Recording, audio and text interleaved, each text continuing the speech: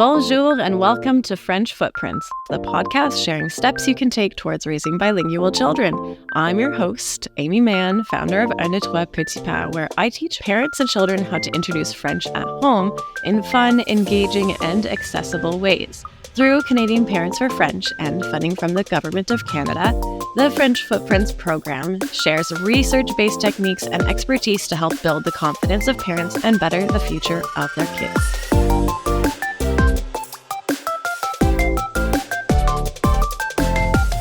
Today, we're exploring a topic every parent is grappling with nowadays. How can we set healthy boundaries with technology for our young French second language learners? Technology is here to stay, and when used thoughtfully, it can both entertain and educate. But left unchecked, screens can also hinder real learning. So to help us navigate this balance, I'm so happy to be joined by Laiba Khaqan, Director of People Strategy and Operations at Voilà, and a cognitive development expert with a background in psychology and learning sciences. At Voila, Laiba designs digital tools that are age-appropriate, engaging, and built to promote meaningful early FSL learning. Laiba, thank you so much for joining us today. This topic is something that's so relevant in parenting these days, and people can often have really strong opinions on this matter as well. So thank you so much for helping us navigate this. Yeah, of course. And I'm so happy to be here. And thanks for, putting this topic out there because, like you said, it is really important and it's important to talk to parents about it. Yeah, thank you. So, for starters, why do you think tech gets a bad reputation in the context of young learners, especially? What would you say of that is rumor or what's justified? Yeah, I mean, I think it comes from a real place, right? And I think we've all seen that. When you think about this concept of iPad kids, basically, it's where you're seeing all these little kids, toddlers especially, who are like glued to their screens, and we are worried about, attention and the different negative effects that comes with that. So like you said, it's really important to like understand what part of it is the myth, why are these misconceptions out there, and what's true and what's not.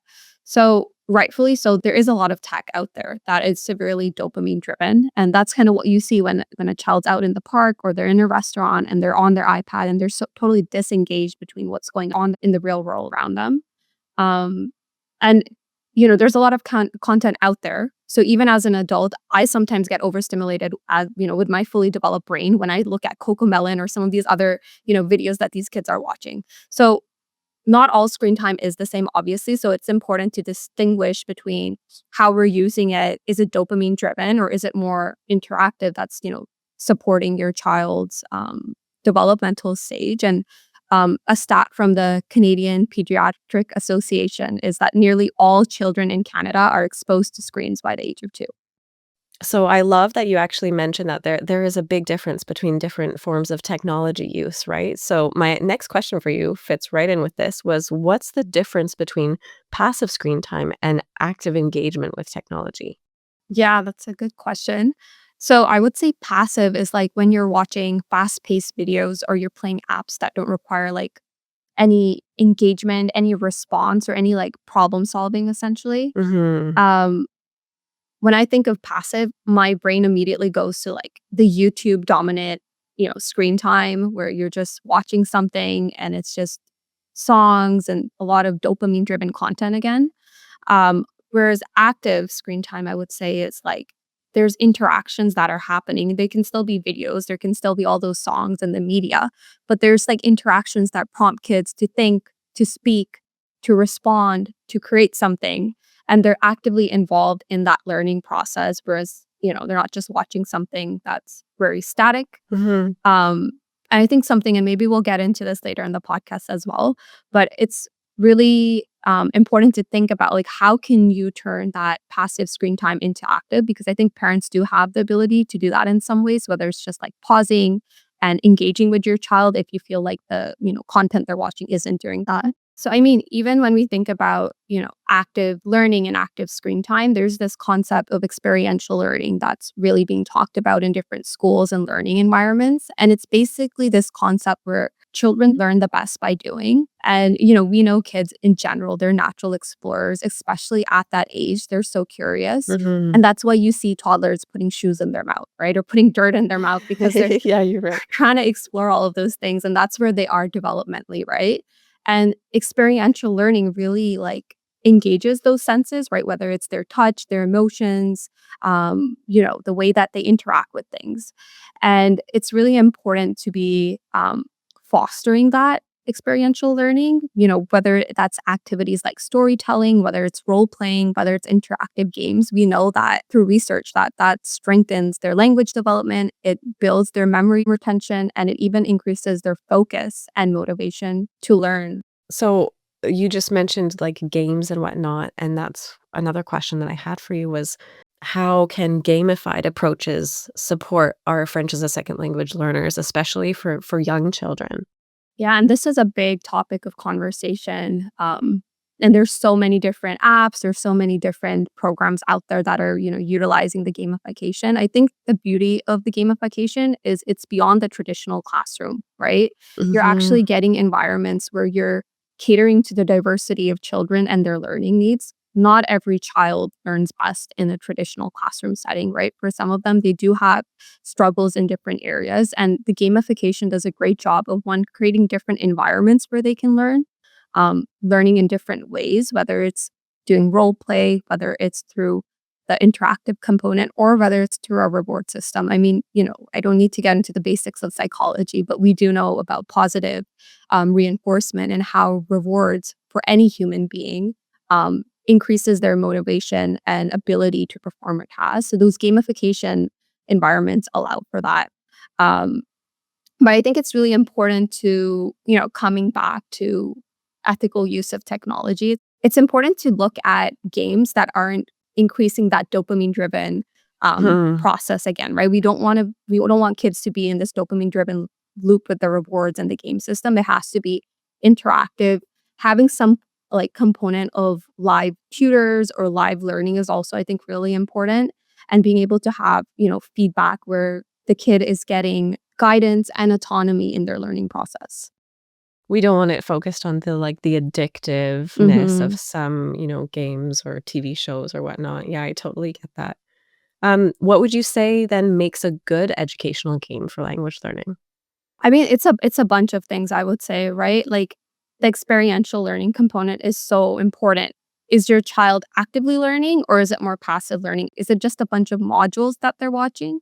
Or is it, interactions between peers with the actual facilitator where they're being guided through it? I think that's one of the big components. I would also say a big topic is also who's behind the tech.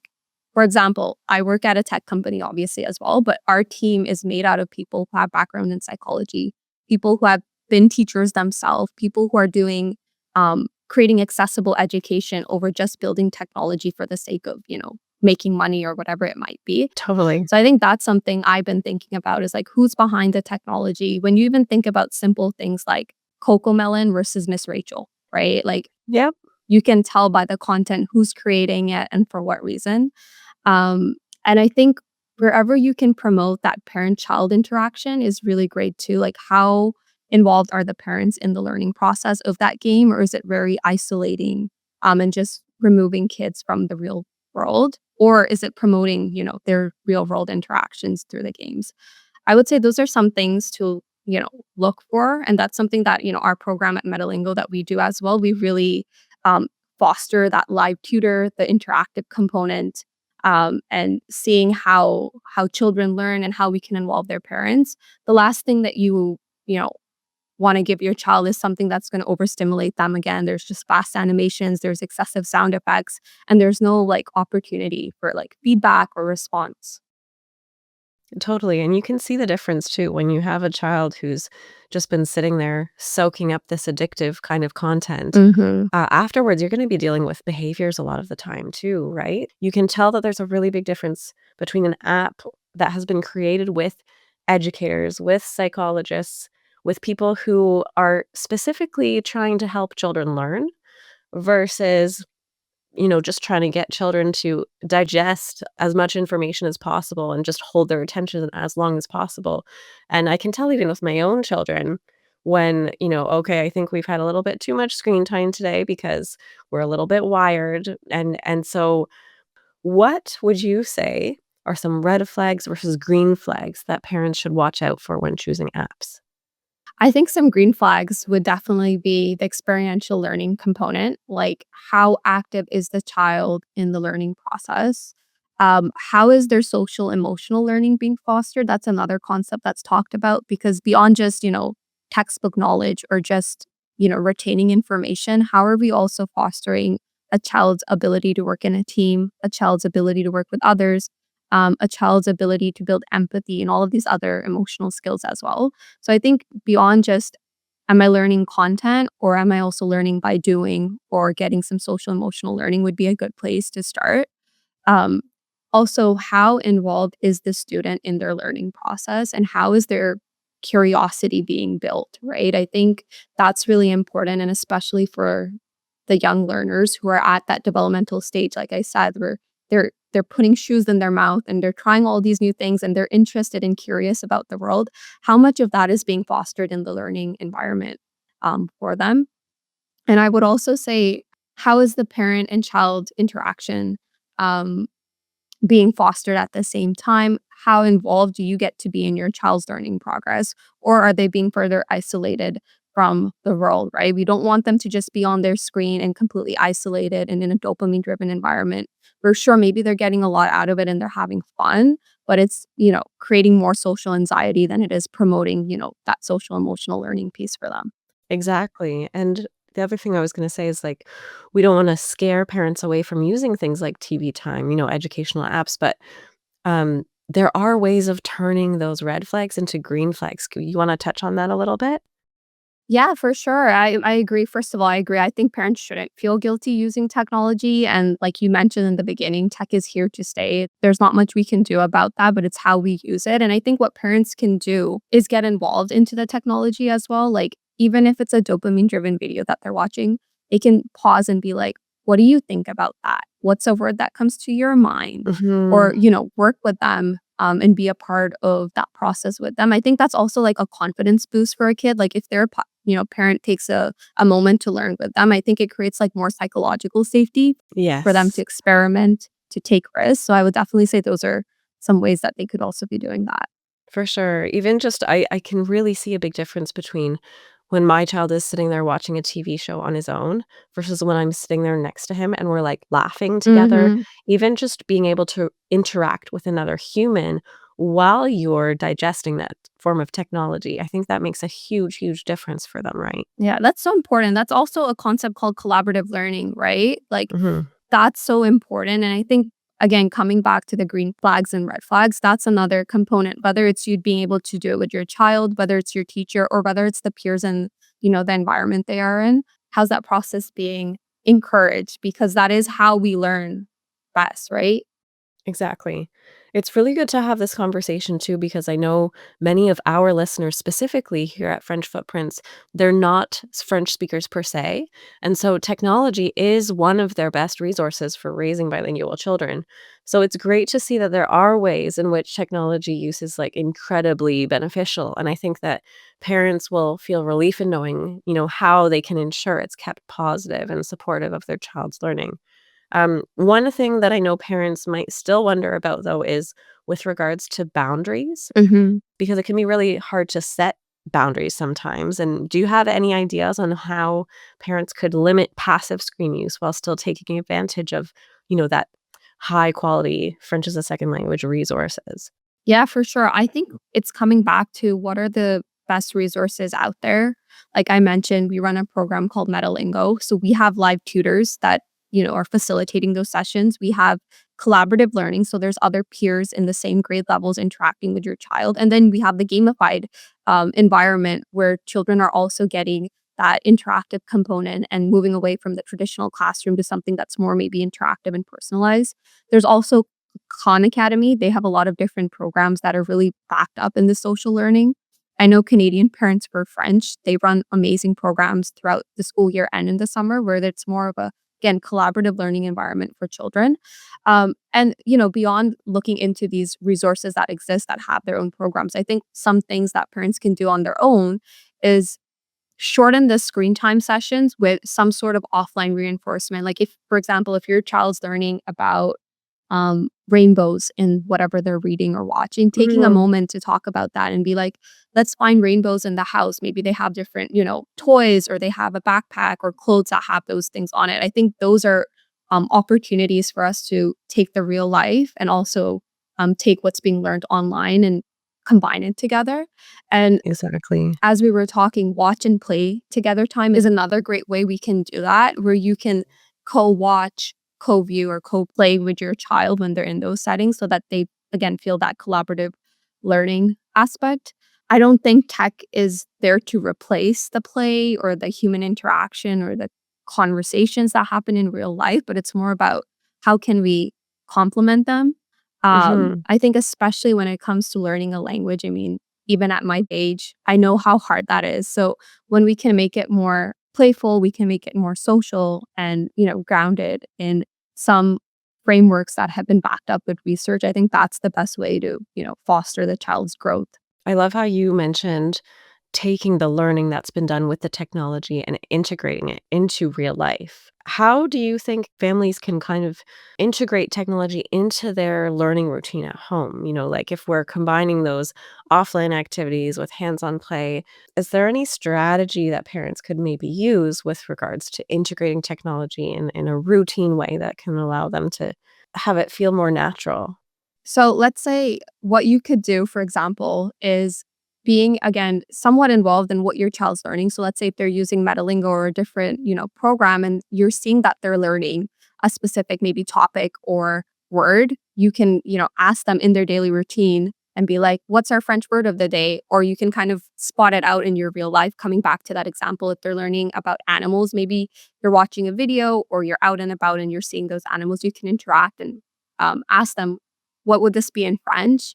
And then with any videos that they're watching, you can again pause and be like, what's happening in this part? Or follow those conversations up when you're in the park with them or you're outside when they're not on that screen time.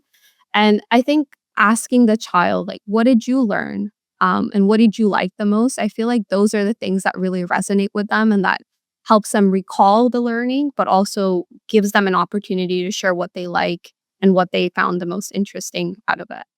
So, before we go, Liba, I was wondering if you had any final thoughts or any resources or advice that you'd like to share with our French Footprints listeners. Yeah, I'd love to. I mean, I'd love to share a little bit about what we're doing at Voila Learning and Mhm. specifically our program Metalingo because we have two kind of sections that we cater to with Metalingo. We do have our little learners, which is your 2 to 6 year olds, and then we do have 7 to 15. But it's a really great resource because we do use the gamified learning aspect. We use research informed approaches like experiential learning, collaborative learning, and social emotional learning to help children learn French through interactive activities, to play based practice. And we have live tutors that are supporting them in each of these classes. It's a great tool for online homework help, after school programming. So I definitely encourage parents to check it out either on our website at wellalearning.com or just going directly on metalingo.ca. The best part for the parents is that they can access Metalingo free of charge if they're either affiliated with a partner organization like Canadian Parents for French or if their school board is registered with us. Thank you so much for being with us today, Liba. I feel like this is a conversation that so many parents needed to hear. Thank you so much for having me and thank you for, making a podcast on this topic. It's really, really important and I'm glad that we had this discussion. So, to all the parents listening, if you've been torn between embracing technology and fearing its effects, I hope today's episode has given you both clarity and confidence. Thoughtful screen use can be a powerful ally in your child's French learning journey, and when it's balanced with hands on play, conversation, social interaction, there's so much good that can come from it. So, thank you so much for spending time with us on French Footprints. No matter your experience level, introducing French at home can be simple, fun, and effective. Keep listening as we continue to take steps towards a bilingual future. Au revoir. This project has been made possible by the Government of Canada. Ce projet a été rendu possible grâce au gouvernement du Canada.